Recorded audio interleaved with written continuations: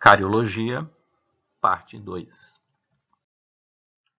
Dando continuidade à aula de cariologia, nós vamos começar a identificar quais são os fatores que interferem na etiologia da cárie dentária. Então a gente sabe que precisam existir bactérias, uma adesão bacteriana dessas bactérias ao dente, uma especificidade bacteriana, alguns tipos bacterianos específicos para que ocorra a lesão de cárie, uma dieta específica do indivíduo para que favoreça o aparecimento de bactérias que transformem os produtos dessa alimentação, como no caso a sacarose, em ácidos, principalmente o ácido lático, que promovam então a desmineralização do dente. E também a saliva, que tem uma capacidade tampão e pode promover a remineralização de lesões de cárie iniciais e inibir o processo de desmineralização. Então vamos falar um pouco das bactérias. As bactérias elas têm que estar presentes para que apareça uma doença cárie. Tanto é que algumas pesquisas com animais germe-free mostraram não aparecimento de cáries. Alguns experimentos laboratoriais com hamster e ratos, cobaias em laboratório, esses animais foram medicados com antibiótico, doses maciças de antibiótico, e mesmo tendo sido submetidos a uma dieta cariogênica, eles não desenvolveram lesões de cárie. Então a gente pode identificar que o papel da bactéria é importante no aparecimento da doença cárie.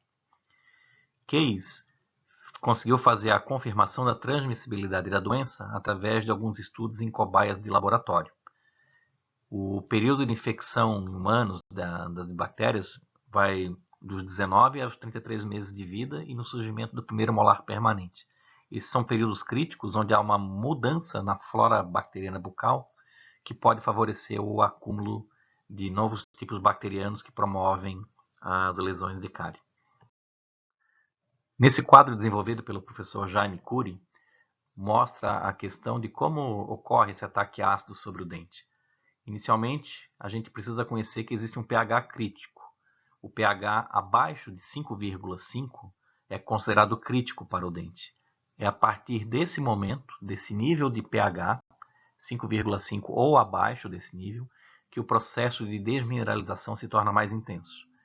Então, a sacarose promovida na alimentação, que é sintetizada pela nossa placa bacteriana e as bactérias transformam esses açúcares, esses carboidratos fermentáveis, principalmente a sacarose, em ácidos, principalmente o ácido lático, esse ácido vai fazer um ataque nos dentes e vai remover minerais desse dente. Então nós estaremos num período de uma subsaturação. Vejam o diagrama cartesiano no lado direito do slide, onde mostra ali o que acontece com o pH da boca, que vai sofrendo uma redução, ele começa em torno de 7, e à medida que a gente tem uma alimentação rica em sacarose, as bactérias da nossa cavidade bucal transformam essa sacarose em ácido, consequentemente o pH diminui, porque quanto menor o pH, mais ácido é o meio bucal. Então, com a redução desse pH, quando ele passa abaixo de 5,5, nós temos um período de subsaturação, onde o esmalte dentário perde minerais para o meio bucal. Então nós podemos observar que depois de aproximadamente uns 20 minutos, é que a capacidade de tampão da saliva consegue ultrapassar esse pH de 5,5, elevando esse pH e saímos de um período de subsaturação. Mas a normalidade mesmo, lá em torno de 7, só ocorre depois de entre 40 a 60 minutos mais tarde. Já o processo de remineralização, ou seja, de supersaturação do meio bucal, ele ocorre quando o pH é acima de 5,5, quando aí a gente tem o processo inverso. Ao invés de existir uma desmineralização do dente, o dente, em vez de perder minerais para o meio bucal, ele começa a reincorporar minerais. Isso é extremamente importante porque o principal mineral que o dente absorve é o flúor, que poderá dar origem a uma fluorapatita no dente, que o torna um pouco mais resistente a novos ataques ácidos. Daí a importância de termos flúor hoje na água de abastecimento público e também de forma obrigatória nos cremes dentais. Vejam que no plano cartesiano à direita, nós temos ali o mesmo esquema do slide anterior, mostrando a queda do pH após a ingestão de alimentos com sacarose ou com carboidratos fermentáveis. E a partir do momento que nós temos uma elevação do pH, passando de 5,5, nós entramos num período de supersaturação, que é quando ocorrem essas trocas minerais do meio bucal com o dente, promovendo a remineralização. Então a gente consegue identificar que o ataque ácido é o responsável pela desmineralização dos dentes. Na ausência de flúor na água de abastecimento público, no creme dental, né? Então a população que não tem acesso ao flúor, ela tem um pH crítico para desmineralização do esmalte em torno de 5,5, como foi mostrado nas lâminas anteriores. Porém, quando a sociedade ela recebe a água de abastecimento público fluoretada, com índices seguros, estudados e confirmados pela ciência, esse pH crítico ele é reduzido para 4,5. Ou seja, o nível de proteção e de resistência do esmalte a ataques ácidos ele é maior. Porque quando há produção de ácidos, esses ácidos eles só terão suficiência para atacar o esmalte quando o pH da cavidade bucal for abaixo de 4,5. Então a gente consegue tornar, com o uso do flúor, os dentes mais resistentes a ataques ácidos. Case, em 1960, ele desenvolveu uma tríade chamada tríade de Case para tentar explicar o mecanismo de aparecimento da doença cárie. Então ele colocou de um lado a dieta, de outro lado o micro-organismo e de outro lado o dente. A conjunção, a intersecção entre esses três fatores é que justificariam o aparecimento da doença cárie. Então a necessidade de ter um dente suscetível, micro-organismo presente e uma dieta compatível que faça com que esse micro-organismo produza ácidos e assim possa se desenvolver a doença cárie. Então, a suscetibilidade do dente à cárie ela é sempre determinada pelo grau de mineralização do esmalte. Se o esmalte é mais mineralizado, a gente tem uma maior resistência aos ataques ácidos. Se o grau de desmineralização é menor, a dissolução ácida consegue diluir mais, roubar mais sequestros minerais desse dente, e o dente então tem uma menor resistência. Não existe um dente suficientemente resistente à cárie, por mais que se procure aumentar essa resistência através de métodos químicos ou mecânicos. Sempre a gente ficará na dependência de um desafio cariogênico, que o indivíduo será submetido pelo meio da ingestão de uma dieta cariogênica, por carboidratos fermentáveis, como por exemplo pela sacarose. Então, entendendo esse pensamento, a gente deve observar que o fator suscetibilidade, na hora de imaginar uma estratégia de prevenção, ele deve ser sempre considerado como um fator de importância relativa. Na verdade, a gente tem que se preocupar mais com a questão da mineralização e da desmineralização do dente, como reverter esse processo. Então, a presença de micro-organismos na cavidade bucal, pode ser na saliva ou na placa bacteriana, não é um fator determinante para o aparecimento da doença. Mas a gente sabe também que ele tem participação inquestionável e indispensável. Se eu não tiver o micro-organismo presente, eu não vou ter a lesão de cárie. Mas ele não é o único fator determinante. Além disso, eu preciso ter a dieta, preciso ter maus hábitos de higiene, tudo isso está relacionado com a doença cárie. Então, a lesão de cárie passa sempre por um metabolismo bacteriano, culminando com a formação de ácidos e a consequente desmineralização do esmalte, desencadeado sempre num processo fisiológico de desmineralização. E é essa desmineralização que então explica o aparecimento da doença cárie. Se voltarmos um pouco em estudos observacionais da época do homem pré-histórico, pensando no homem primitivo, ele não consumia os alimentos industriais que a gente tem hoje. Eles consumiam alimentos mais naturais, então o processo de desmineralização do dente, o processo Desré, numa situação de desequilíbrio para Desré, não era tão intenso. Na verdade, as doenças cáries começaram a aparecer no homem primitivo lá por 12.000, 10.000 a.C., quando esses seres humanos começaram a produzir alguns alimentos que forneciam uma fonte de carboidratos fermentáveis, como, por exemplo, uma espécie primitiva de pão que eles cultivavam, trigo, e faziam um determinado tipo de pão. Esses pães, que na verdade eram uma forma primitiva, eles tinham amido na sua composição, então eles tinham a capacidade cariogênica justamente porque eles eram fermentáveis. Então as bactérias podiam fermentar e dar origem a alguns ácidos que poderiam promover lesões de cárie. Mas a gente sabe também que essas lesões eram muito incipientes e eram mais encontradas na junção cemento-esmalte. Então esses estudos feitos com crânios de homens primitivos, homens pré-históricos, mostram que então a lesão de cárie não era um processo natural e presente com muita intensidade no homem primitivo, mesmo sabendo que eles não executavam nenhum tipo de higiene bucal. A cariogenicidade da dieta é sempre determinada pela presença de carboidratos. O principal deles é a sacarose, né? Então a gente sabe que a dieta tem um papel então importante nesse processo de desmineralização do esmalte.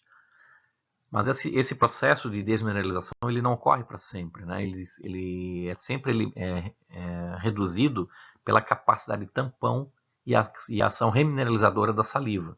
Então é a saliva o responsável pela reparação do dente, porque ela fornece minerais nas localidades onde houve essa desmineralização.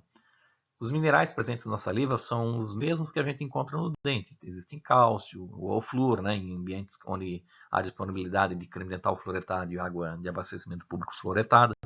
Então, o processo de tampão da saliva ele é fundamental para que a gente consiga reverter um processo de desmineralização por meio de um processo remineralizador do dente. Nilbron, em 1983, ele modificou a tríade de Case. Ele colocou mais um anel nessa curva, o anel tempo, já que a gente precisa, para ter cárie, a intersecção entre uma dieta cariogênica, a presença do micro-organismo, um dente suscetível, mas há também a necessidade de tempo, porque a saliva ela tem um papel fundamental a partir do momento que ela consegue remineralizar lesões de cárie incipientes. Então, o fator tempo é fundamental. Quanto mais tempo você tem contato com uma dieta cariogênica, mais tempo os micro-organismos ficam agindo sobre esse dente suscetível, maior é a probabilidade de você desenvolver a doença de cárie. Por isso, Nilbron, em 1983, acrescentou o anel tempo à tríade de Case. Na década de 1990, Fejerskov e Mange propuseram a criação de mais círculos como forma de englobar alguns determinantes sociais que também servem para explicar o aparecimento de cárie dentária. Então, sabe-se que o fator necessário é a presença de biofilme com bactérias. Um fator determinante, também no aparecimento das lesões de cárie, de forma negativa, é a presença do açúcar. E de forma positiva, é a presença de fluoretos. O fluoreto inibindo o processo cariogênico e o açúcar aumentando esse processo cariogênico. Mas existem também alguns fatores moduladores, tanto do ponto de vista biológico, que é a saliva, pela sua capacidade remineralizadora e capacidade de tampão de neutralizar ácidos, como também existe um fator modulador social, onde variáveis socioeconômicas podem interferir no aparecimento de lesões de cárie e na prevalência e na incidência de novas lesões. Então, um novo tipo de explicação para o papel da cárie na sociedade foi estabelecido da seguinte forma. Se mantém a questão biológica, onde precisa-se de um dente suscetível, de um micro-organismo responsável pela redução do pH bucal, o fator tempo agindo, um dente suscetível, a saliva agindo. Claro que a saliva tem que ser analisada conforme a sua capacidade de tampão, a disponibilidade de flúor, a questão da dieta também é muito importante, né? Que pode modificar o meio bucal, mas ele acrescenta alguns outros determinantes, que são a classe social do indivíduo, o padrão de renda, o nível de educação, razões comportamentais, as atitudes desse sujeito e também o grau de conhecimento que ele tem para promoção em saúde. Então, todas essas questões que não são diretas do ponto de vista biológico também acabam interferindo no aparecimento de lesões de cárie. Então, a cárie, a partir desse momento, passa a ser vista com estudos epidemiológicos que determinou que alguns grupos populacionais são mais afetados do que outros. E nós, então, começamos a identificar, através desses estudos epidemiológicos, que existe uma polarização da doença cárie. A polarização ela mostra sempre dois polos. Um grupo de pessoas com ausência da doença cárie, um grupo bastante expressivo nos dias de hoje. Aqui na região de Florianópolis, por exemplo, já se tem conhecimento que entre 50% a 55% da população é livre de doença cárie, não tem mais a doença cárie nos seus dentes. Isso quando a gente faz um levantamento em escolares na faixa etária dos 12 anos de idade. Então, é uma doença que praticamente não atinge mais metade da população. Porém, a gente também tem um outro grupo com muitos casos de lesões de cárie, mas em poucos indivíduos. A gente conseguiu reduzir nos últimos anos, né, nas últimas décadas, melhor dizendo, a prevalência da doença cárie. Ela é menos frequente, menos severa, Muitas pessoas têm lesões de cárie em pequena intensidade, lesões de cárie muito incipientes, e poucos indivíduos têm lesões de cárie com grande intensidade, com alto grau de severidade. Então, essa polarização que é mostrada pelos estudos epidemiológicos traz à discussão o termo iniquidade, ou seja, existe muita injustiça na questão da saúde.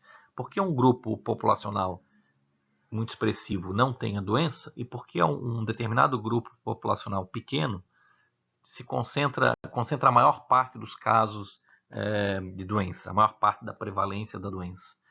Então, além da questão biológica, a gente tem que estudar também a questão social, porque são fatores socioeconômicos que acabam explicando a verdadeira razão de por que essas doenças são mais afetadas do que outras.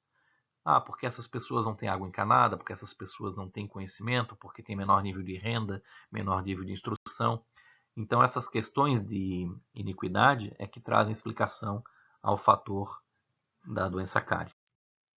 Então, conclusões que a gente pode tirar nessa aula de hoje.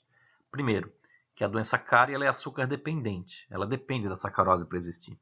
Ela é previsível do ponto de vista biológico, ela é inadiável do ponto de vista social e ela é remediável através da higiene e da aplicação de fluoretos. Os fluoretos eles têm a capacidade de aumentar a capacidade de tampão da saliva, né, pelo estímulo à remineralização de lesões incipientes e aumentando a resistência do dente a ataques ácidos. Por fim, eu queria mostrar esse gráfico, que é bem ilustrativo. Ele mostra uma relação que existe entre pasta de dente com flúor no mercado, o percentual de cremes dentais com flúor no mercado, com a redução no índice CPOD aos 12 anos de idade em alguns países. O índice CPOD, que está no eixo Y, no eixo vertical, é um indicador que mostra, na verdade, a prevalência da doença num determinado grupo. Esse índice CPOD ele pode reduzir ou aumentar ao longo dos anos. Nós estamos vendo aqui que tem valores negativos e valores positivos. Os valores positivos indicam que o índice CPOD teve uma mudança para cima, ou seja, aumentou esse índice. Então, a população está sendo mais afetada por cárie.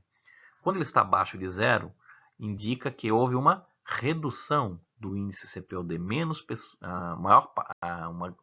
A boa parcela das pessoas tem um índice CPOD médio mais baixo. Esse índice CPOD é uma sigla. A gente vai ter uma aula futura sobre isso. Mas já para adiantar, C seria dentes cariados, P, dentes perdidos por cárie, O, dentes obturados por lesões de cárie. A gente sabe que o termo obturado não é um termo correto, seria melhor referenciado como restaurados, porque obturação se refere a preenchimento de canais radiculares durante tratamento endodôntico. Mas o índice é antigo, ele tem essa nomenclatura, então não se mudou. Então, dentes cariados, perdidos ou obturados por cárie. E o D significa dente, então CPOD. Então, um indivíduo que, por exemplo, tem 5 dentes cariados, ou perdidos, ou obturados, ele tem um CPOD igual a 5. Se faz uma média populacional entre os indivíduos, através de estudos epidemiológicos, qual seria o índice CPOD da comunidade, né, o CPOD médio, e a gente verifica ao longo dos anos se ele está sofrendo variações percentuais para cima ou para baixo. Então, isso foi feito em alguns países, esses que estão listados aqui. Isso colocou no eixo Y. No eixo X, foi colocado o percentual no mercado de pastas de dente fluoretadas. Algumas pastas de dente têm flúor, outras não. Esse é um estudo mais antigo. Antigamente, na década de 70 e 80, não havia obrigatoriedade de colocar flúor no creme dental. Hoje, por exemplo, no Brasil já é obrigatório. Todo creme dental vendido no mercado nacional tem a obrigação de ter flúor na sua composição. Então, nesses países mostrados aqui, a gente observa que na Itália, por exemplo, houve um incremento no índice CPOD, houve um aumento, na Espanha também. Esses países eles estão deslocados mais no lado direito do eixo X, onde a gente pode observar que o percentual de pastas de dente com flúor no mercado não passava de 20%. Ou seja, 80% dos cremes dentais não tinham flúor na composição, apenas 20% tinham. Já no canto direito do gráfico, a gente pode observar que países como a Finlândia, os Estados Unidos, a Suécia e a Alemanha, eles tinham acima de 60% das pastas de dentes no seu mercado com flúor na composição. E a gente observa que justamente nesses países houve um decréscimo no índice CPOD, ou seja, a prevalência e a severidade da doença passou a ter uma redução. Então, existe uma correlação linear negativa. Essa linha mostrada aqui, a linha de tendência, ela mostra que à medida que o índice CPOD aumenta, a gente também diminui o percentual de pastas de dentes com flúor no mercado. E o inverso também é verdadeiro. À medida que você aumenta o percentual de pastas de dente com flúor no mercado, diminui o índice CPOD. Então, a gente vai discutir em aulas futuras mais essas questões do flúor, mas para deixar aqui, então, o fechamento da aula, esse pensamento. O flúor é uma importante conquista em saúde pública para a prevenção da doença cárie. O gráfico, então, aí mostra o declínio da cárie nos anos 70 e 80 em alguns países industrializados em relação à proporção de pastas de dente no mercado que continham flúor. Por enquanto é só, e até a próxima, então.